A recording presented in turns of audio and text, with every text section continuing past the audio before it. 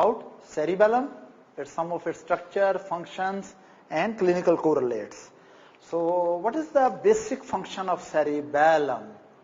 If someone asked you in 3 words, tell the function of cerebellum. Yes. If you forget everything about cerebellum, you should know at least 3 words, only 3, not more than that. Yes. Okay, very good. Coordination of movement. What else? There are 2 more functions. If someone asks you, just tell 3 words about cerebellum, the most important 3 words, right? Not 3-hour lecture. What you will answer? Yes. Anyone? Balance. Very good. Posture and balance. Excellent. Now 1 word is left. Basically 3 most important things that it is related with the cerebellum is related with the tone of muscles. It is concerned with posture and balance. Posture and balance maintenance. Right? And coordination of movements. Coordination of movements. Coordination of movements. This is the minimum you should know about cerebellum. It does more functions also, but minimum you are supposed to know. It is responsible to maintain the tone of the muscles. It means lesions of cerebellum can produce hypotonia. Right? It is responsible to maintain the posture and balance. Right? It means some lesions of cerebellum can produce problem in the posture maintenance, and even you cannot maintain your balance. And of course, some lesions of cerebellum can produce incoordination or uncoordinated movements. Right? This is the minimum what you are supposed to know about cerebellum. Right? Now let's start with first of all very basic concept of cerebellum. That exactly where cerebellum is. If I'm going to make brainstem here, midbrain, pons, medulla, spinal cord, you must be knowing that cerebellum is present posteriorly on the back of the brainstem. Right? It is present on the back of the brainstem. Now, as you know, the different part of central nervous system develop from embryologically differently. Is that right? Basically, when there is embryological development, initially there are 3 vesicles from, yes, prosencephalon, yes, speak, mesencephalon, very good, Rhombencephalon, right? Cerebellum basically develops from Rhombencephalon.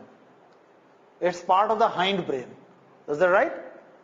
In the Rhombencephalon, it has again 2 components, right? Mesencephalon and myelencephalon. Actually, cerebellum developed the mesencephalon component of the Rhombencephalon. Let me tell you. First, there are 3 vesicles, right? Then, this will develop into 2. Prosencephalon goes into 2 secondary vesicles, and mesencephalon remain as single. And this is, what is this? Rhombencephalon, right? Rhombencephalon divides into, yes, mesencephalon and myelencephalon. Now, basically cerebellum develops, this is pons, right? Pons also develop from mesencephalon. Cerebellum also develops posteriorly from the mesencephalon. Is that right? Again, from this prosencephalon, what is this component? And this is diencephalon, very good. This is telencephalon, this is diencephalon, this is mesencephalon. Here it is Rhombencephalon. Right? From the Rhombencephalon, the mesencephalon component eventually develops cerebellum. Right? Now, when we talk about cerebellum basically has 3 components. Right? This is again, structurally, you must know that it has 3 components. Right? There is this component, which you can call it anterior lobe. Then there is, yes, posterior lobe, and here is flocculus area. Right? In cerebellum, there is anterior lobe, then there is posterior lobe, and then there is, yes, what is this? Flocculus. Right. Flocculonodular area. Now, why I have put into 3 areas initially? Because all 3 areas are functionally different and developmentally different, and their connections are different.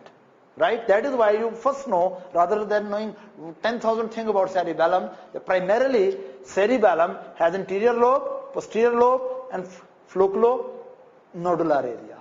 Now, out of this, the most primitively developed area is which one? Yes, what is the most primitive area out of that? The area of the cerebellum which is even present in the fish. Yes? Very good. This is the most primitive. Right? This part of the cerebellum is most primitive. Right? It is present in the fish. Now, it means if it is primitive, it must be doing some very primitive function, like balance. Is that right? It must be doing a very primitive function, like balance. So flocculonodular lobe, it is concerned with the, yes,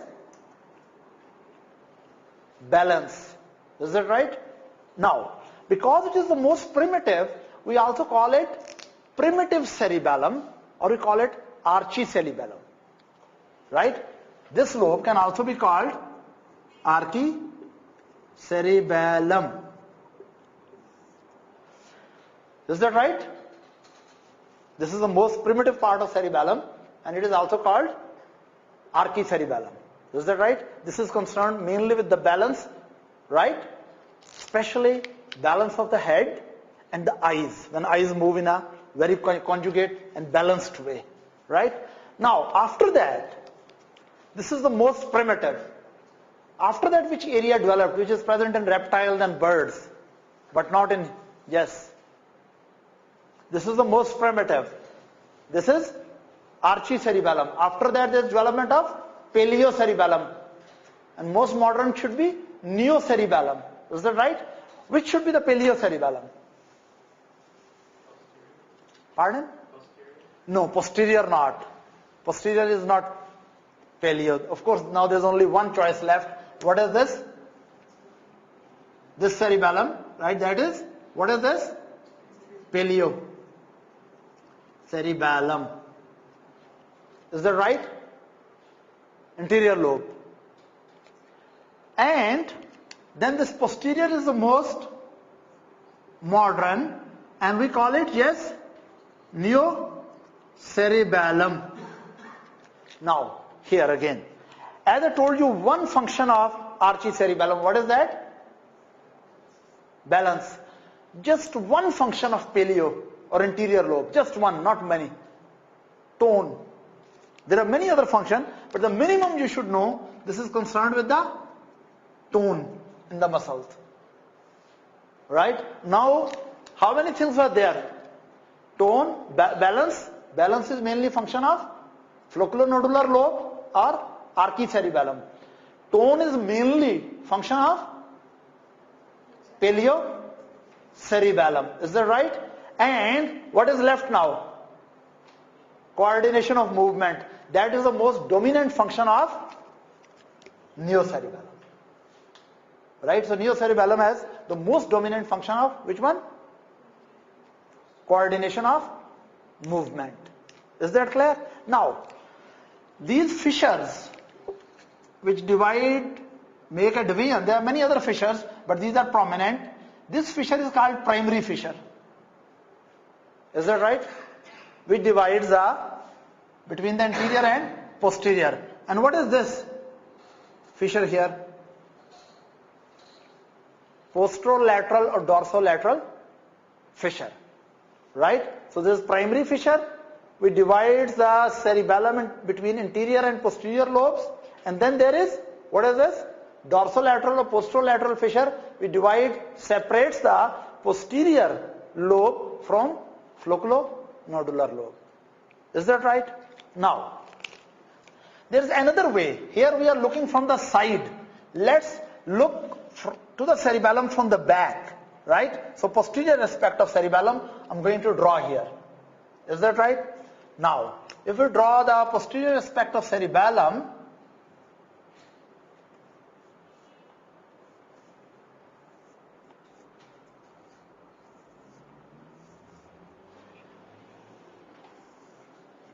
now, we are looking from the back. What I have done, this area, right, it has been rolled out so that we can see all of it.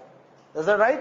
So this is basically flocculonodular, which I have rolled outward so that you can see it. Now, here when we look, of course, first of all, there's primary fissure here. So naturally when there's primary fissure here, this should be which lobe? Anterior. And then all this and this area is posterior, and here it is flocculonodular. Now, another way to talk about cerebellum is that from the back, you divide the functional area of cerebellum vertically. For example, area of cerebellum, which are in the very middle area. There is a longitudinal depression here, right? Because surrounding areas are more prominent, right? So, this longitudinal depression area in which all the part of cerebellum which is present here, or cerebral cortex which is present here, this cerebral cortex is called vermis. This is called, yes, vermis, right? And lateral to the vermis, all this area, what is it called? Yes, please. Cerebral hemispheres. Cerebral hemispheres. Hemisphere. So of course there is one right and other left. Cerebellar hemisphere. One thing which is very important to remember, cerebellum controls the balance and posture and coordination of the movement ipsilaterally. Write it down. Why? Because when there are lesions in the cerebellum, right, the neurological deficit develop ipsilaterally. For example, if I have lesion in the right cerebellum, hypotonia will be on the right side of the body. It is opposite to cerebral hemisphere, where usually if there is damage to the left cerebral hemisphere, right side of the body will have neurological deficits. Is that right? So cerebrum control the movement, motor system contralaterally. But cerebellum control the motor system ipsilaterally. Am I clear? Right. So of course if one side is damaged, on the same side there will be problems with the tone, problem with the coordination of the movement, and problem with the balance. Is that right? Anyway, the central area, which is a narrow depressed area, right, this is called vermis, and lateral to the vermis, all this area is called cerebellar hemisphere. Now something is very important here. Just on the sides of, what is this? Vermis, right? This yellow area which is just flanking on the side of the vermis, right? This area is the part of cerebral hemisphere, but because this area has some special functions, so it has been given special name, and that name is, yes, paravermal area. Paravermal area. But remember, paravermal area is on the side of the vermis, but it is itself the part of the cerebral hemisphere, right? The other name for the same area is intermediate zone. Intermediate zone. So is that right? Now,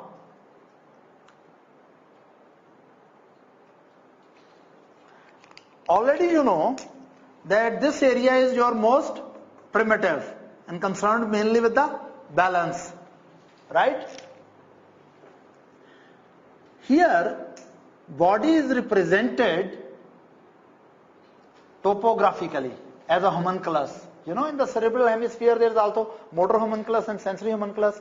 In the same way, right, in vermis and paravermal area, right, the sensations, sensory information which is coming from the body to the cerebellum, that is connected to vermis and paravermal area in a very orderly fashion.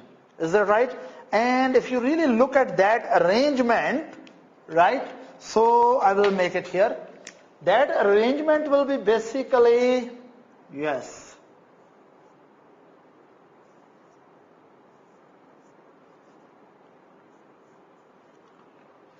right, and here is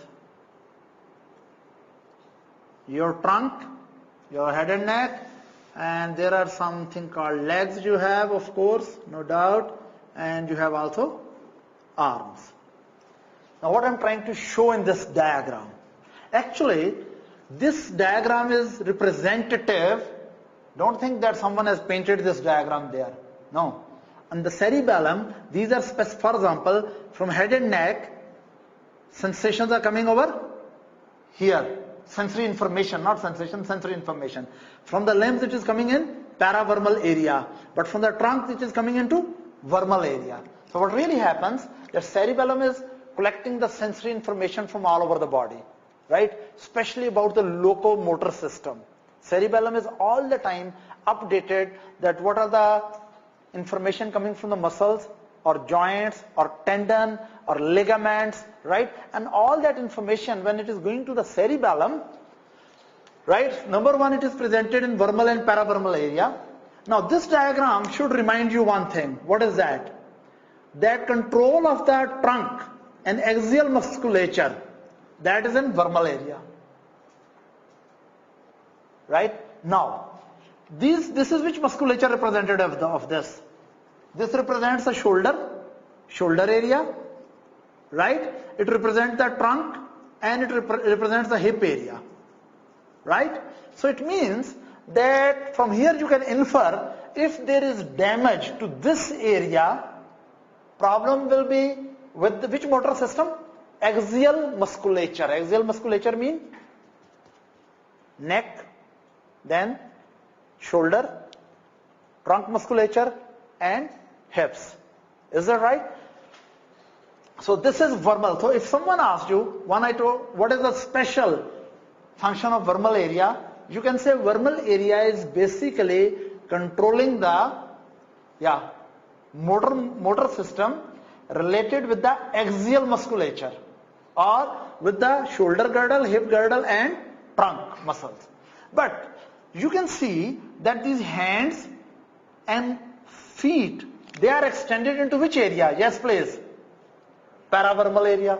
So it means that movement of the hands and feet, especially fine movement and their coordination and, right, that motor control of the hands and feet is in the paravermal area. Why it is so important to understand? Because there are sometimes the midline lesions. If there are midline lesions, you will have axial ataxia, right? A problem with the motor control of axial musculature. But if there is lesion is little laterally, then it may affect the motor control related with the hands or feet. Is that right? So vermis is concerned with which musculature? Axial. And paravermal is concerned with hands and feet. It's not difficult to remember. Of course, this is in the center and they are on the sides, hands and feet. Is that right? Now, another thing.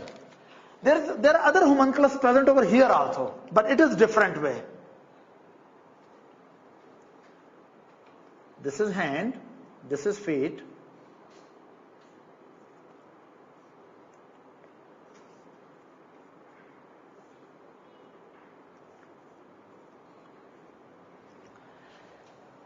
That in this lobe area, right, what is happening?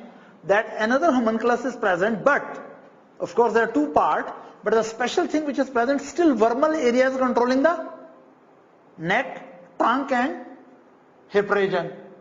And still paravermal is controlling the, what is this? Distal part of the limbs. Is that right? So there's more than one homunculus present over there. And vermal areas are concerned with truncal. And paravermal are concerned with what? What are these things? Distal part of the limbs. Now we come to the lateral most area, which are called lateral part of the cerebral hemispheres. Now onward I will call them just cerebral hemisphere. The good news is that there is no homunculus present in this area, so you don't need to remember it. Is that right? Any question up to this? There is no question? Now another thing. Actually, cerebellum, as I told you, that it can be divided into anterior lobe, posterior lobe and flocculonodular. And this is in from posteriorly when you look and divide. But if you decide longitudinally divide functional areas, there's vermal area for the axial, there's paravermal area, and there is cerebral hemisphere. This is concerned with the, yes, coordination of the movement, outermost, but it does not have any homunculus. Now another concept. Sometimes we use the term spinocerebellum and cerebrocerebellum. Have you heard of these terms?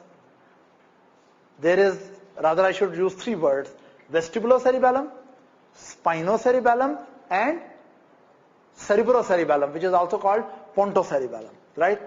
Before I put that concept, I will give you a general idea.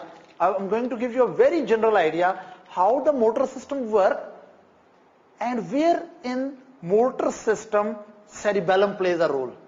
Again, now I'm leaving the cerebellum. I'm going to tell you generally how the motor system works and what is the role of cerebellum fitting into that picture.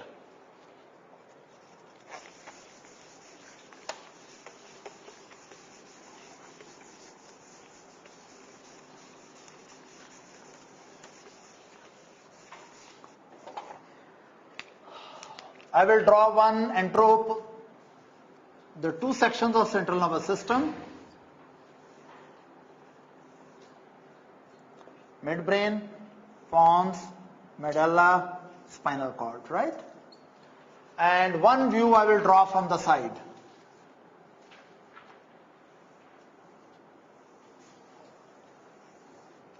Yes.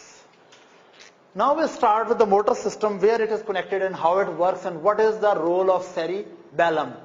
Why it is so important to understand? Listen, all of you know that there is primary motor cortex, there is premotor cortex, there is supplementary motor cortex, right? And you know that if those areas are damaged, let's suppose all of you know, when primary motor area is damaged, paralysis to the opposite side of the body occurs. Am I clear? But initially, neurologists were very confused that what is the real role of cerebellum in the movement, right? Now let me tell you how a movement plan starts. Let us suppose, okay, tell me some movement you plan to do. Then we'll see how your brain is doing it. Pick up a book. Oh my God, you're all the time thinking of studies. Okay, so let's talk of something less academic. Let's suppose that you are sitting in a party. There are some guests in your house and you have offered the tea and you are standing by the table and you want to take a cup of tea, right? Now we will see that basically idea of having a cup of tea, and eventually your muscles and joints and our locomotor system moves, and then you bring the cup of tea here, right? And eventually put the cup back. Now all this thing, which apparently looks very simple, how the motor system plays and all this thing. First of all, the idea of movement will come. If you are planning that you should take a cup of tea, somewhere in your mind this idea should come. This idea originally generated in which part of the central nervous system? Originally, most of the thoughts are generated in multiple areas of the brain, but especially for this we can assume prefrontal lobe, right? So this is social situation, and prefrontal lobe, here is the idea, and you thought that you are going to have a cup of tea. That's it. Now once you thought it, Do you think you immediately jump to the cup of tea, or you will make certain evaluations? There are many things you have to consider. Is that right? So just having the idea does not start the motor system, right? If you decide that you are going to have a cup of tea, what will happen? This is, I'm putting it here, primary motor area. Is that right? This is somatosensory area. Here it is motor supplementary area. This is premotor area, approximately, right? Now what really happens? Idea will go to the, yes, premotor area. Is that right? Idea will go to the premotor area. Now premotor area, right, it has to consult with basal ganglia. Is that right? So I'm going to make a simple diagram about basal ganglia here, right? Let's suppose this is representative of basal ganglia. Now one thing is that idea will come, right, to the premotor area, then and supplementary motor area, and from here, right, information will go to the, connections will go to the basal ganglia. I will not go into detail of basal ganglia, you know it already. There are caudate and there's putamen, there's globus pallidus, and to a special nucleus like substantia nigra and subthalamic nucleus, right? Anyway, information will come over here. From here, you will bring the motor program out. What you will bring? Motor program out. Now, after refinements, this motor program should go back, right, of course, through the thalamus. You know that. It will go back to, what is this area? Premotor area. What is this? Supplementary motor area, primary motor area, and even somatosensory area. Is that right? And then you know that from these areas, what will happen? What is coming down? Suppose corticospinal fibers. Is that right? And then corticospinal fibers are going to fire and muscles contract. This is a very simple diagram. It's not a complete diagram because we have not shown the role of cerebellum in it, right? We just said idea started from frontal cortex, motor areas consulted with basal ganglia, and then went back. But actually, it is not so simple. Now listen very carefully with your both ears. Look, if we have decided that we want to take a cup of tea, it means if cup of tea is here, let's suppose here on the table, if cup of tea is here, we know mentally what should be the final position of my hand to pick the cup of tea. Is that right? But actually the real movement which we have to start, it depends on the initial position of the body also. For example, if your right hand was by your side, then movement have to be like this. But if right hand was on shoulder of someone, the movement have to be different. Or if you are scratching your head, and then you want to take a cup of tea, movement has to be different. Now it means when you thought that you are going to take cup of tea, idea generated that what is the intended final position of locomotor system. Is that right? But to bring the locomotor system exactly at the final position to the cup, first of all, central nervous system should know what is the initial position of my right hand. Is it by the side, or it is on someone's shoulder, or is it scratching head? Is that right? Now question is that how our central nervous system knows that what is the initial position in the body.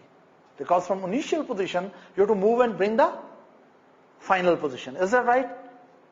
So how our central nervous system knows this information? For example, with your closed eyes, you know with my closed eyes, I know that where is my this finger, and if I want to bring the other finger there exactly with closed eyes, I can almost do that. It means that my central nervous system was knowing where was the index finger of right hand, and it could bring the other hand index finger almost there. Is that right? Now again I will repeat this other example. Let's suppose, can you come here please? You can stand here. Close your eyes. I'm going to touch your hand. I'm putting your one finger here. Now you are not going to see it. But wonderfully, her mind knows where in the air this finger is. Right? Now I ask you, touch with the other finger this. Yes. I will, right. It means her body knew where was the original finger. Her body knew where was the initial position of other finger. And when I said that bring the finger of left hand and touch the finger of the right hand, central nervous system first had the idea. She heard me. Then she calculated what is the position of the left finger and what is the position of the right hand, other hand's finger. And then she compared central nervous system, what is the difference in their position, and according to that it calculated what motor plan should be generated. You are understanding? Now rapidly, now rapidly, very rapidly bring the other finger and touch this finger, rapidly. Okay, now what, you see what did, when she rapidly brought, first she brought it a wrong position. Then central nervous system calculated what was the final position and what was the position intended. So within central nervous system some correction came and she corrected it. Right? Leave it. It's okay. You can open your eyes. It's okay. Now one more test. Just keep it. So here what we learned, that our central nervous system has information all the time which part of the body in the air or in the space, how it is oriented. Is that right? Now another thing I'm going to tell her, close your eyes and touch with your this finger, touch your own nose. Okay, it means her central nervous system was knowing what is the position of the nose and where is the finger, and it could bring over there. Now keep your eyes closed and touch my nose. You understand it? Okay, have a seat. When I put the last question, that was a classical example that the central nervous system does not know what is the initial position of muscles and joints and ligaments and tendon, how the central nervous system can generate a movement. When I said touch my nose, if she does not know, her central nervous system does not know my nose, where it is, can she bring the movement? So this is a very important concept, that this is a very raw picture, just idea and go over there, discuss with this. No. Because for designing the movement, first of all, central nervous system should know where is the different parts of the body. This information is all the time present in cerebellum. Cerebellum is a master information collector. It collects the information, right, from the muscles and joints and ligaments and tendons, and this information all the time is going to the cerebellum. And you can say cerebellum has at every moment the motor picture of the body. And beauty of this is unconscious, thank God. Otherwise we will have to put a lot of thought process there. We don't know, but cerebellum knows, right, that all the time it is collecting the information about our locomotor system. Is that right? If cerebellum has all the information,